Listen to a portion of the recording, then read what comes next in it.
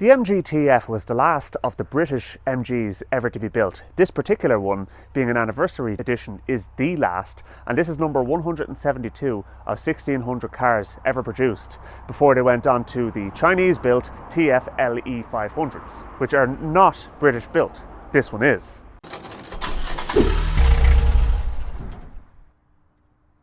Followers of my channel will recognise this car from the detailing job that I did on it a few months back and for the roof replacement. But now I'm actually going to take it out and give it a drive. And I have to say, the owner has been keeping it very nice. It's looking well. So I'm really looking forward to actually giving this a spin and showing you what I really think of it. So what makes this MGTF different from a standard MGTF? Well, the anniversary edition comes with larger brakes with 4-pot calipers, and there's subtleties such as the badge work that you can see around the car, and then you also have a different interior which comes with black leather and red velour seats, and it's a very smart looking package, I have to say. This particular car features a 135 horsepower K-series engine. So let's go for a drive, shall we? Nice. This car certainly doesn't leave you under any illusion that it is a sporty little thing. And I have to say the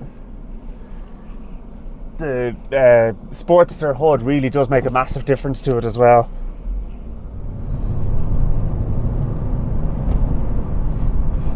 It's a very focused drive, but a lot of fun and very reminiscent of a go-kart, I have to be honest, but much more comfortable.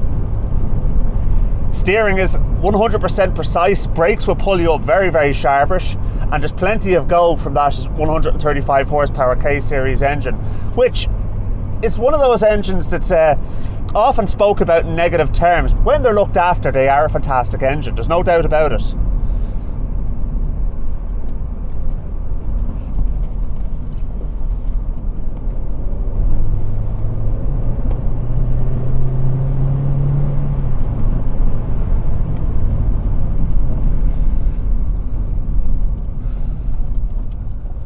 It's so typical when I want to take a car out on the road for a road test, I get stuck behind a stupid JCB. I just want to give this car the beans. So frustrating. Right, I'm going to go back the other way. So, now let's get this car out on the open road. This is a great fun little car, this. 135 horsepower doesn't sound like much as far as numbers go, but when you're talking about a two-seater sports car like this, and this leaves you in no doubt that it is a sports car, and it's loads of fun.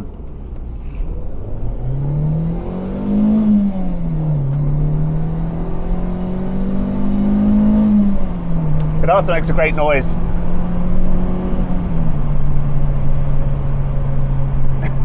Steering is precise, brakes pull you up lovely. It's a nice balanced car. It's not as tail happy as its cousin, the MGF. But that being said, an MGF is a lot of fun, because if you were trying to get an anniversary edition of the MGTF now, you're going to be paying top dollar. But that being said, it is a really, really nice car. You have to remember they were competing with the likes of your Mazda MX-5s, Toyota MR2s, things like that. So they threw everything at this car. And boy did they pull it off. It's just a pity it was just too little too late for Rover. And it got sold to the Chinese. So the LE 500, which came later, was built in China, and it wasn't the car that this is. Now, where the MGF and the MGTF differ, and there are a lot of differences aside from the styling, the suspension is entirely different. This has coilover suspension. This particular model, as I previously mentioned, has larger brakes on the front as well. Headlights are far improved. Brakes are far improved in any case, even in the standard the standard TF. So you've a lot of improvements there, even in the standard form TF.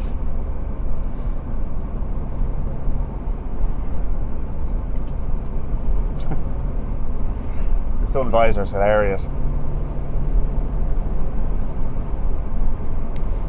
But you know what? An MGF these days can be picked up for small money, and it never ceases to amaze me how cheap they are, because they are so much fun. and they're such a driver's car.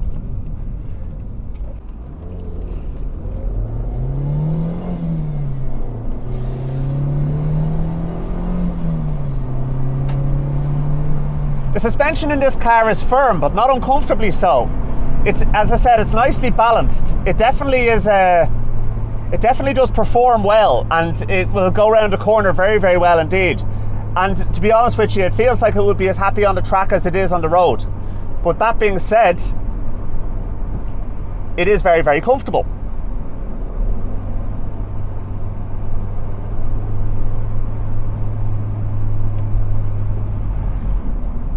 Now, where this really becomes fun as well is on the twisty turny stuff.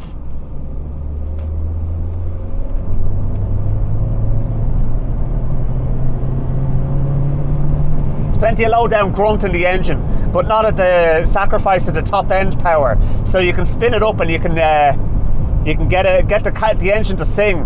But when you're stuck in traffic or you're just pootling around in it, it's still very, very comfortable to drive. You know, you get some kind of performance engines that sacrifice that low end power for the top end, and it's very easy to get high horsepower numbers out of an engine when all of the power's up high.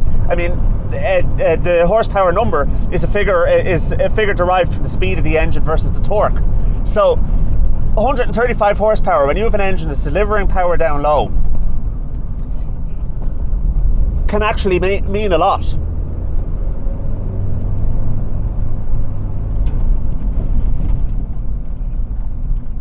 Of course, practicalities aren't the number one focus on this car.